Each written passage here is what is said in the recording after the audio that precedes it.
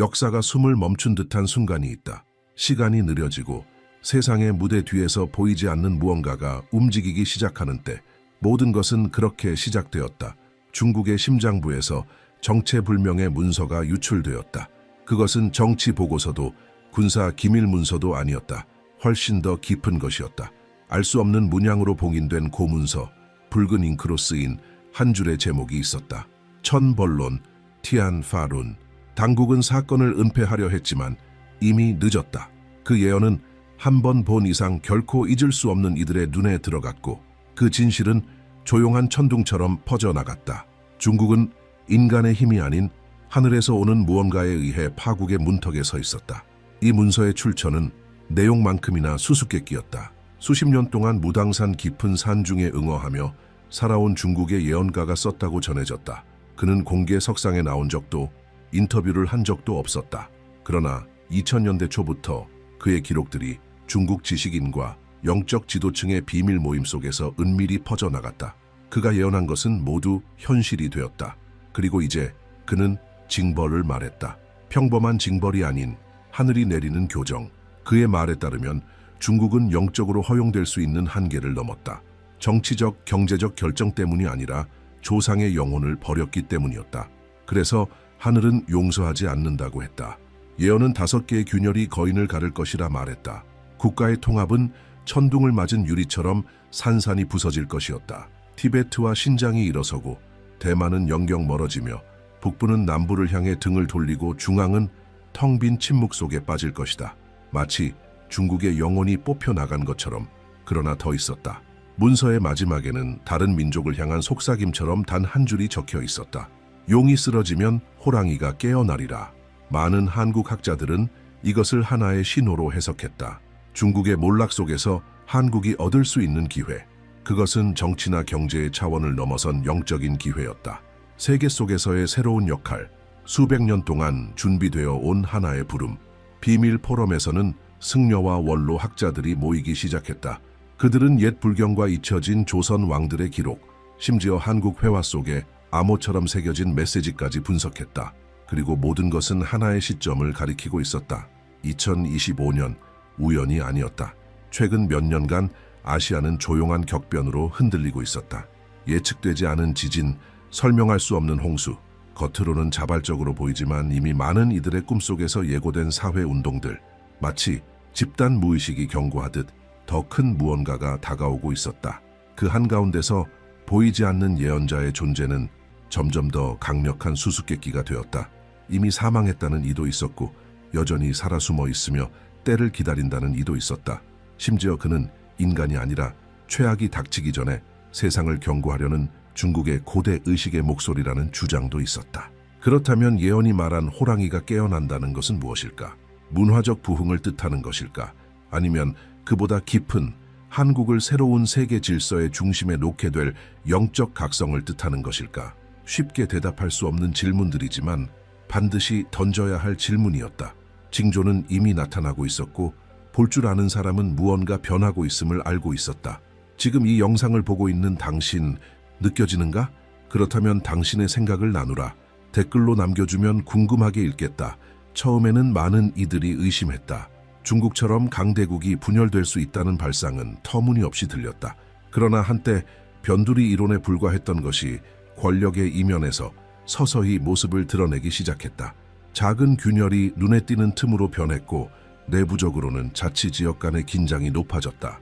외부적으로는 경제적, 정치적, 영적 압박이 지평선 위에서 다가오는 폭풍처럼 거세지고 있었다. 예언은 5개의 큰 분열을 말하고 있었다.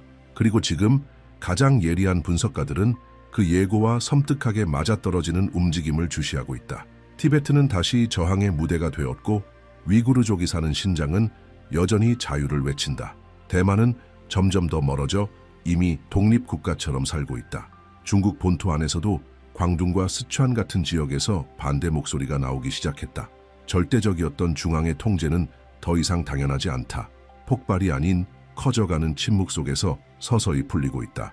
권력의 뒤편에서는 거의 아무도 입 밖에 내지 않는 이름이 은밀히 돌고 있다. 첸 렌셩, 알려지지 않은 예언자의 진짜 이름이라고 전해지는 인물이다. 그는 젊은 시절 천재적인 수학자였으나 위험한 비전 때문에 대학에서 쫓겨났다고 한다. 또 다른 이야기에 따르면 그는 테난먼 광장의 비극을 정확히 예견한 뒤 1989년에 사라졌고 이후 남부 산악지대에서 유령처럼 살아가며 숨겨진 일기에 자신의 예견을 써 내려갔다고 한다. 바로 그 일기 중 하나가 어느 고위 관리의 손에 들어갔고 그는 두려움 혹은 연민 때문에 그것을 세상에 공개했다고 한다. 그가 예견한 내용은 분명하고도 충격적이었다. 영혼이 땅과 끊어질 때 육신은 부서진다. 중국은 무기가 아니라 영혼의 부재로 인해 분열될 것이다. 시적으로 보이던 이 문장은 중국 내부의 움직임을 지켜보던 이들에게 점점 더 의미를 가지기 시작했다. 물질에 치중한 현대 중국은 철학적, 영적, 자연적 뿌리로부터 멀어졌고 도다오의 에너지와 균형, 조화는 통제와 속도, 과잉으로 대체되었다. 첸 옌성에 따르면 이 단절은 눈에는 보이지 않지만 피할 수 없는 내부 붕괴를 초래하게 될 것이다. 그렇다면 한국은 어디에 위치하는가? 바로 여기서 예언은 더욱 놀라운 색채를 띈다. 같은 필사본에는 바다와 산으로 둘러싸인 좁은 땅, 고대의 영혼이 결코 쫓겨나지 않은 곳이 등장한다. 그는 이렇게 썼다. 왕과 은자의 피가 여전히 콘크리트 기초 아래에서 뛴다. 학자들은 이 구절이 한국을 가리킨다는데 의견을 모았다. 전쟁과 점령, 분단을 겪었음에도 한국은 현대 세계가 잃어버린 무언가를 지켜냈다. 그것은 조용한 영적 중심이었다. 지혜와 겸손, 내면의 저항으로 이어진 전통이 그 뿌리를 살려왔다. 마천루 사이에 자리한 불교 사찰 디지털 시대에도 여전히 찾는 무당, 그리고 지쳐 있으면서도 눈 속에 고대의 힘을 간직한 한국인들, 이 모든 것이 그 증거였다. 그리고 예언자에 따르면 이 땅은 용의 기둥이 무너질 때 깨어나도록 부름을 받을 것이다. 그는 이렇게 썼다. 5 조각이 떨어지고 하나가 일어날 것이다. 또 다른 구절에는 이렇게 적혀 있었다. 목소리는 서쪽에서 오지 않는다. 새로움은 동쪽에서 오지만 중심에서는 아니다. 작은 것이 거인처럼 보일 것이다. 나뉘었던 것이 길잡이가 될 것이다. 이것이 무엇을 의미하는가? 어떤 이들에게는 이것이 한반도의 통일을 향한 부름으로 보인다. 그러나 단순한 정치적 의미만은 아니다. 예언은 목적과 정신, 그리고 현재의 국경의 한계를 초월하는 집단 에너지의 통합을 말하고 있다. 그리고 이는 흥미롭게도 이미 진행 중인 일련의 사건들로 시작된다. 중국 문화 영향력의 하락, 중국이 검열과 긴장 속에 있는 동안 세계는 음악에서 영화, 기술에서 영성에 이르기까지 한국으로 시선을 돌리고 있다. 조용한 민중운동, 한국 곳곳에서 명상 모임, 동양 철학 연구, 그리고 조상들의 가치로의 회귀가 증가하고 있다. 물질주의 모델에 대한 피로, 더 많은 한국인들이 발전에도 불구하고 무언가 잘못되었다고 느끼고 있으며 채워져야 할 영적 공백이 있다고 생각한다. 북측과의 접근, 미묘하지만 고립이 약해지고 있음을 시사하는 메시지, 제스처, 국제적 압력이 늘어나고 있다. 그러므로 한국은 지배를 준비할 필요가 없다. 오히려 영감을 줄 준비를 해야 한다. 예언자는 이렇게 말했다. 호랑이는 달릴 필요가 없다. 서 있기만 해도 온 세상이 볼 것이다. 어쩌면 지금 요청받고 있는 것이 바로 그것일지도 모른다. 한국인들이 용의 몰락을 두려워하기보다 이제 자신들의 차례가 왔음을 깨닫고 교만이 아니라 지혜로 포효할 때라는 것. 그렇다면 한국에 요구될 것은 무엇인가? 그리고 이 예언 속에서 당신 시청자는 어떤 역할을 갖게 될 것인가? 그 답은 이번 영상의 다음 부분에서 다룰 것이다. 이 모든 것이 여전히 멀게 느껴지거나 상징적으로 보였다 해도 최근의 사건들은 이론을 불안감으로 바꾸기 시작했다. 겉으로는 안정되어 보이는 한국이지만 보이지 않는 깊은 격변의 시대를 살고 있다. 경제 성장은 둔화되었고 청년들은 예측 가능한 미래에 대한 열정을 잃었으며 한때 사찰과 오래된 전통 속에만 머물던 영성은 이제 조용한 대화 속에서, 혼자 하는 명상 속에서, 그리고 많은 이들이 차마 나누지 못하는 꿈 속에서 되살아나고 있다. 나라에서 가장 명망 있는 대학들에서는 거의 비밀스럽게 대안적 연구 모임들이 생겨나고 있다. 과학과 공학을 전공하는 학생들이 모여 대륙 변혁의 주기를 다루는 이친 한국의 고문서를 비롯한 옛 글들을 함께 연구한다. 그들은 고대의 상징과 천문학적 패턴, 그리고 도선과 남사고 같은 선현들이 남긴 예언들을 분석한다. 현실의 행간 사이에서 보이지 않는 무언가가 형성되고 있다는 느낌, 설명할 수 없는 불안감이 공기를 타고 흐른다. 내륙의 영적 수행처들에서는 침묵하던 스승들이 점점 단호한 목소리를 내기 시작한다. 경주 인근 사찰에서 오랫동안 응어하던 한 승려는 최근 제자에게 이렇게 말했다고 한다. 하늘이 조선의 마음을 준비시키고 있다. 포효 전에 침묵이 있을 것이며 빛이 오기 전 부드러운 어둠이 내려올 것이다. 이 말은 마치 연속된 계시의 일부처럼 빠르게 인터넷으로 퍼져나갔다. 더 놀라운 것은 서로 아무런 연락도 없는 다른 지역의 승려들 또한 비슷한 말을 했다는 점이다. 그러던 중 설명할 수 없는 현상이 벌어졌다. 봄 초입, 강원도의 한 마을 방범 카메라에 하늘 위로 소용돌이치는 빗줄기가 포착된 것이다. 당국은 이를 대기권 내 군사 실험이라고 발표했지만 주민들은 그것이 너무나 완벽하고 너무나 고요했다고 주장한다. 그리고 정확히 12분 동안 지속되었다. 그 뒤 마을 사람들 중 여러 명이 고대 한국어로 때가 왔으나 아무도 믿지 않는다 라고 말하는 흰 안개에 쌓인 형상을 꿈속에서 보았다고 증언했다. 미신이라 치부할 수 있는 이 이야기들은 학자들이 날짜를 대조하기 시작하면서 힘을 얻었다. 그리고 불길한 사실이 드러났다. 예언 속에서 중국이 분열될 5지역이 지난 18개월 동안 실제로 직간접적으로 갈등과 긴장에 휩싸였다는 것이다. 시위, 탄압, 외부 위협, 모든 것이 예언과 정확히 맞아떨어지고 있었다. 한편 한국은 인도, 베트남, 인도네시아와 같은 전략적 국가들과의 외교 관계를 강화하고 있었다. 우연이 아니었다. 이들 국가 또한 동양의 예언에서 숨은 불의 나라로 묘사되며 용이 쓰러진 후 깨어난다고 전해진다.